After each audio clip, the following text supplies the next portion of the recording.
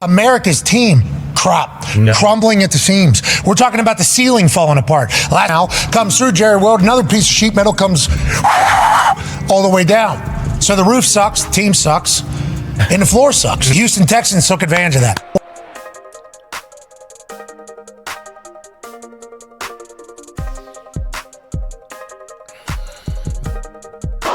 Are you not entertained?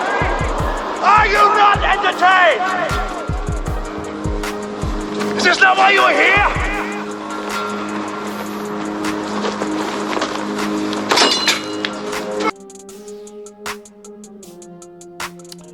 Well, good morning, good people. Mark Holmes here, and as always, I want to say thank you all for watching, commenting, subscribing, and being part of the Joe Boo Sports Report.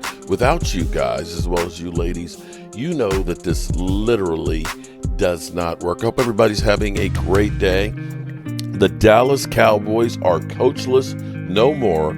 Our fearless leader, after turning over every rock and searching high and low at the Cowboys facility, has gotten Brian Schottenheimer.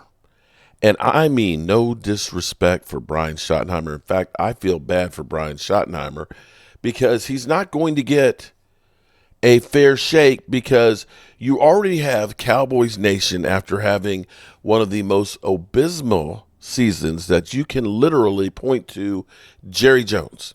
I am sick and tired of everybody talking about Micah's not good enough or Dak's not good enough. And people do not realize how much Jerry Jones and Stephen Jones make it harder for the team. That everything is about the show, the shit show that is the Cowboys. When players were asked about, is it a distraction having people knocking on the glass like you are a freaking goldfish while you're trying to work out? I said, yeah, it is kind of distracting. But, we understand it. That's part of being a Cowboy. And Jerry Jones literally says, we like the controversy because it'll sell more tours. Oh, shit! Oh, shit! That says right there, I care more about making money than your feelings. Eat shit. Eat shit.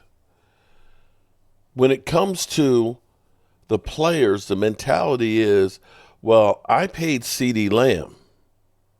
So CeeDee Lamb is going to have to get 12 to 15 touches a game to make up for that money.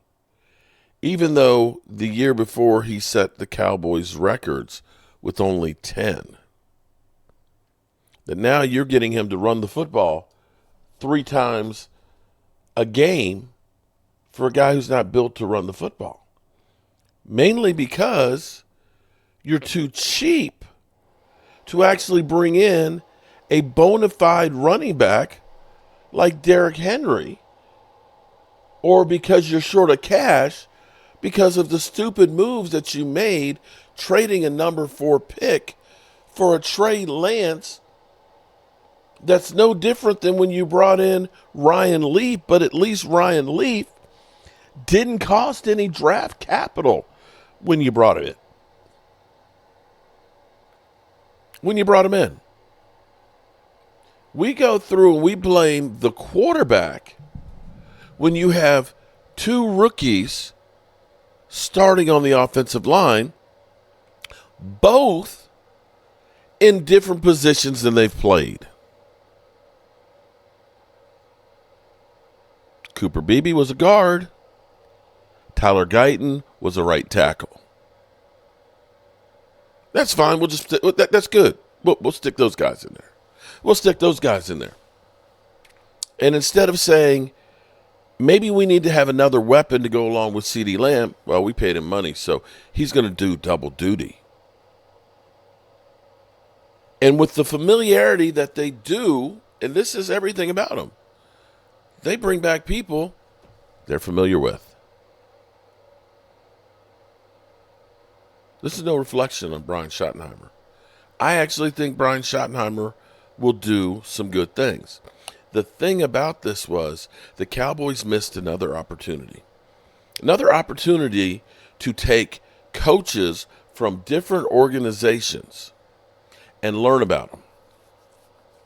If they had just requested an interview with Ben Johnson and Aaron Glenn and spent 3 hours talking to them, they could pick their brains on the things that the Lions do or are planning to do to help get an insight and an advantage. But they're so closed-minded, we don't need to do that. We don't need to do that. No, we're good. We're them boys. You have to get every advantage you can. Every advantage you can. And the Cowboys, they don't do these things. And I'm beginning to believe that when it comes to the cap, that Stephen Jones doesn't understand the real workings of the salary cap on how to manipulate it.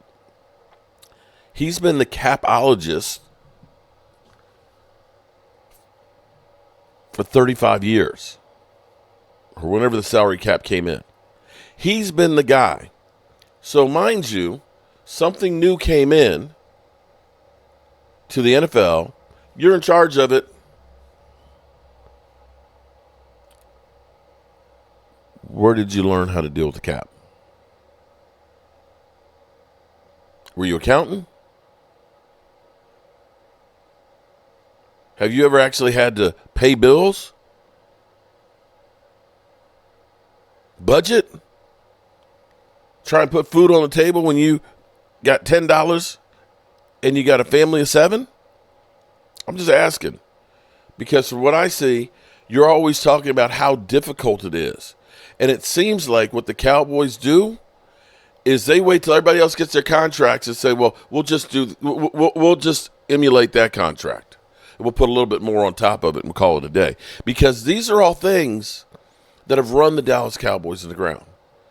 The fact that Jerry Jones would handpick the marble to go in AT&T from Italy, yet everybody you talked to was somebody that was close by or familiar to you, with the exception of Robert Saleh.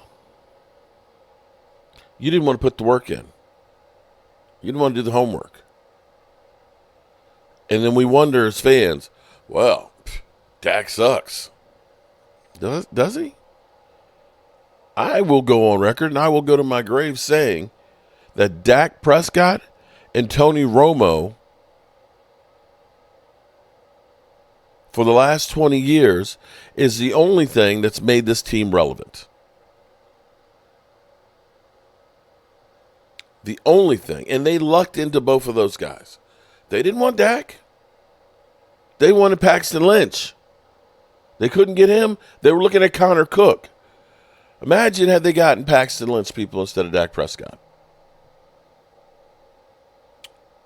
Where would we be? Where would we be?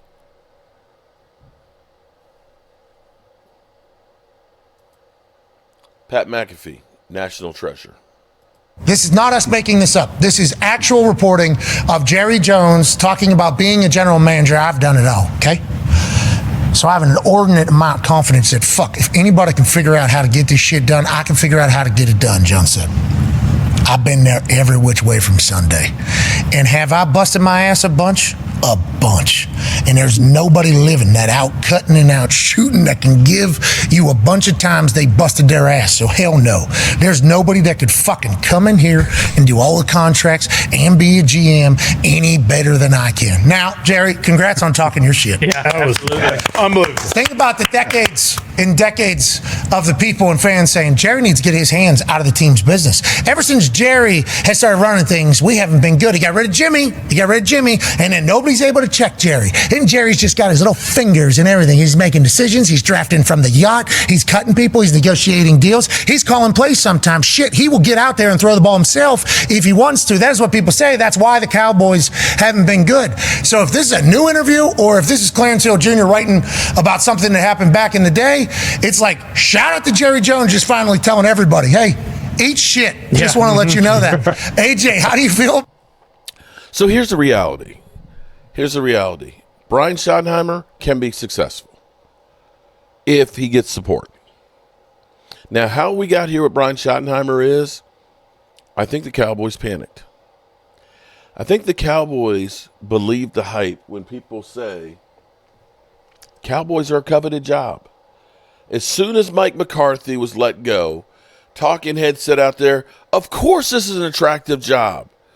You are ahead of the Dallas Cowboys. You know, you got Dak Prescott and Micah Parsons and things. You've got, primetime games. Of course people want to be there. And I think the Cowboys believe that. But I think after Mike McCarthy, and we believe that Mike McCarthy said, you know what, with all the bullshit that you want to put on here, with all your shooting and cutting and shit, I'm okay walking away and trying to do something else. I'm good. You bring in Kellen Moore, and Kellen Moore, from what we're hearing, kind of was like, thanks but no thanks. You called Deion Sanders, and Deion's, oh yeah, we got interest. When you talk to somebody and they surprise you with something, yeah, well, let me think about. You're having that conversation. Oh man, what? You're interested in me coaching the Cowboys? Wow, man. You know what? Let's think about this, man. Oh yeah, I'm interested. I've done that with jobs. Oh, yeah, well, this is a nice job. Oh, yeah. I go to somebody's house. Yeah, well, there's all kinds of things we can do. Then I find out about how they don't have the money to do it and that, she seems to be a nitpicker and a pain in the ass. And you get away from it and you have time to think and say, do I want to do this? This is going to be a nightmare job. And I'm not going to make, if I make any money, I'm not going to make much for the amount of work I'm going to do. You call back and say, you know what? I don't have time to do this. I'm sorry. I hope you do well with it, but I'm not going to be able to help you. And that's what Deion did. So now you got Mike McCarthy who walked away. You got Deion who's like, thanks, but no thanks. You got Kellen Moore, who you figure has interviewed with, at least 12 teams in the past, kind of saying, nah, not really. That now panic mode starts to hit. Panic mode starts to hit. Wait. Who are we going to get? Brian Schottenheimer is right here. We know he's not going to turn it down. But you still are out there looking. Let's talk to Pete Carroll. Oh, yeah, Pete Carroll, same thing. Yeah, man, it's a nice job, Jerry. I'm interested in it. Where's that contract for the Raiders? This is a panic move by the Cowboys. But I think it could work out. And the reason why I say it can work out, there's ways of cutting and pasting to set a narrative. The narrative right now is Brian Schottenheimer just fell off the salad truck and has been a loser his whole life. Look what happened in Jacksonville with Trevor Lawrence. They were the worst on that team. Well, it wasn't just Trevor Lawrence in that offense. That shit stunk from Urban Meyer on down, who literally was run out of town. I will go ahead and counter that and will say he was offensive coordinator in the waning years of the Seattle Seahawks with Russell Wilson, and 42 TD passes by Russell Wilson with 4,200 yards, 13 interceptions, and 1,900 yards on the ground. Quarterback, doing great things. Running game, doing great things. If I can get that with the Cowboys, I'm good. I'm good.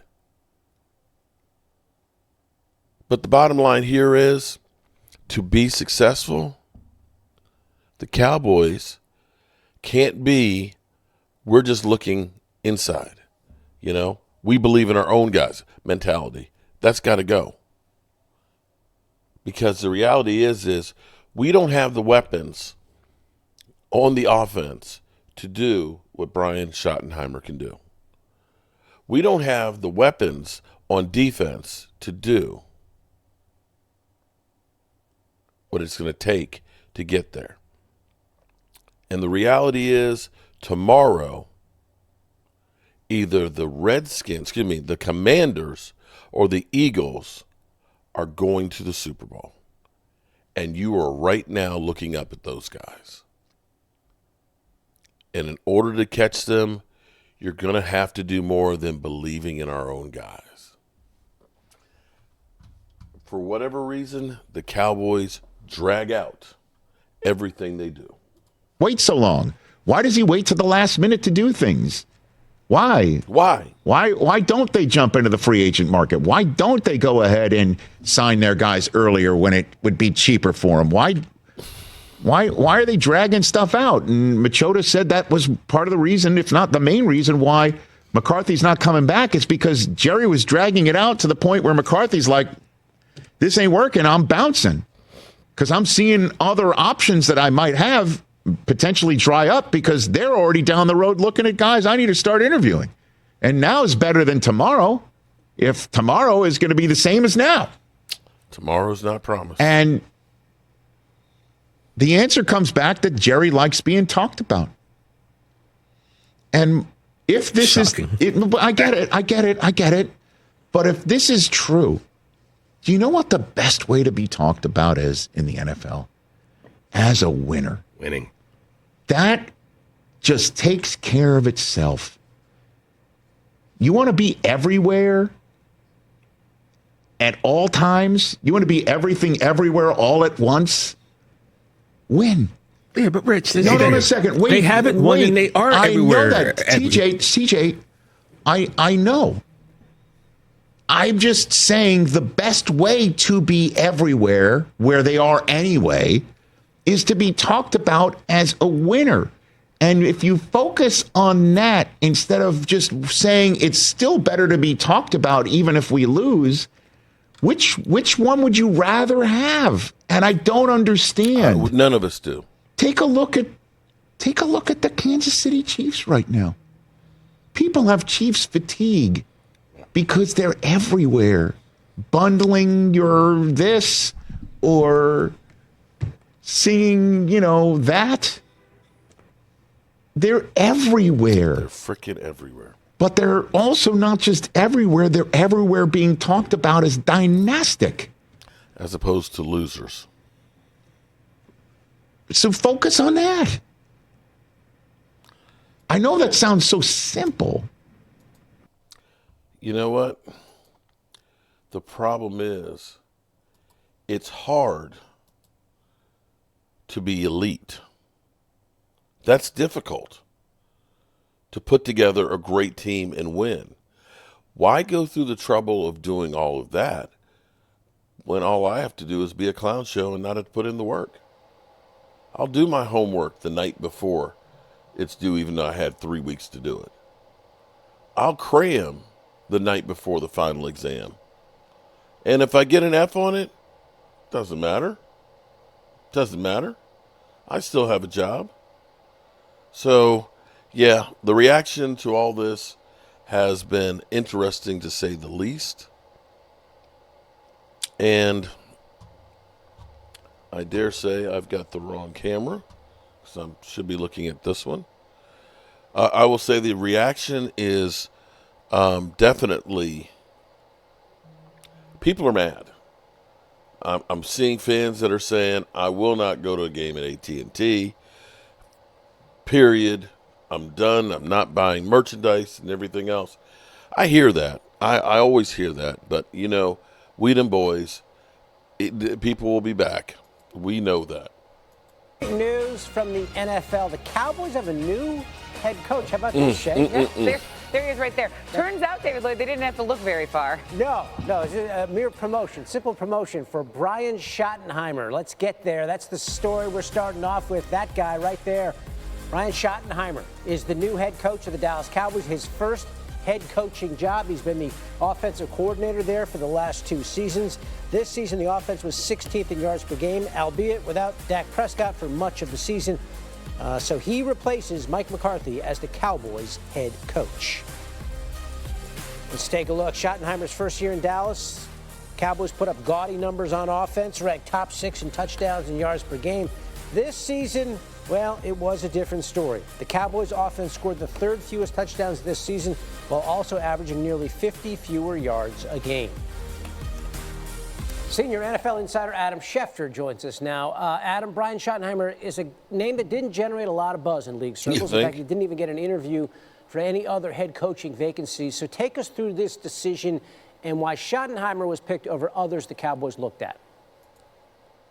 Look, this is somebody that I think, most important, Jerry Jones felt very comfortable with. When he called Friday night to deliver the news that he had just hired Brian Schottenheimer and that Brian Schottenheimer, a career assistant, is no longer a career assistant. He's now the head coach of the Dallas Cowboys. Jerry Jones sounded awfully excited about this. Brian Schottenheimer is somebody that he knows, is comfortable with, believes in, knows the system, that his quarterback, the highest paid player in football, Dak Prescott, is comfortable with. And so there are any number of elements that appeal to Jerry Jones and the Dallas Cowboys as they move forward in these talks. They met with Brian Schottenheimer on Wednesday, again on Thursday, throughout the day on Friday, and clearly everything that they heard during those discussions made them come to the realization and the decision that there was no need to prolong this search any longer, and it was time to give Brian Schottenheimer his very first NFL head coaching job. Okay. Now, Dallas didn't decide on Mike McCarthy until a full week after the season, and maybe because of it, they didn't even get some of the more highly sought-after candidates into their building. Adam, was there some mismanagement here on the part of Dallas? What do you make of the situation and the guy they ultimately got and the guys that they didn't get? It was unusual the way it played out, David, but it really didn't cost the Dallas Cowboys any candidates. It doesn't feel or seem as if they were in the market for Ben Johnson or Aaron Glenn, so therefore that's irrelevant. The other coaches they didn't interview were not on their interview list, and they were focused in on the group of coaches that they spoke to. And from the moment they began meeting with Brian Schottenheimer on Wednesday, it became readily apparent that this was somebody that they were targeting to be the next head coach of the Dallas Cowboys. There are other names. They met with Robert Saleh, the man who's now taken the defensive coordinator job for the San Francisco 49ers. They met with the former Vikings head coach Leslie. So there you have it, good people. We are here with Jerry Jones.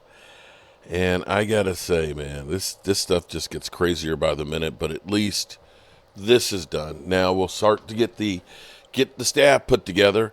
It's going to be a busy offseason. So I guess in a way I should thank Jerry Jones because he's keeping us busy. But I got to get out of here.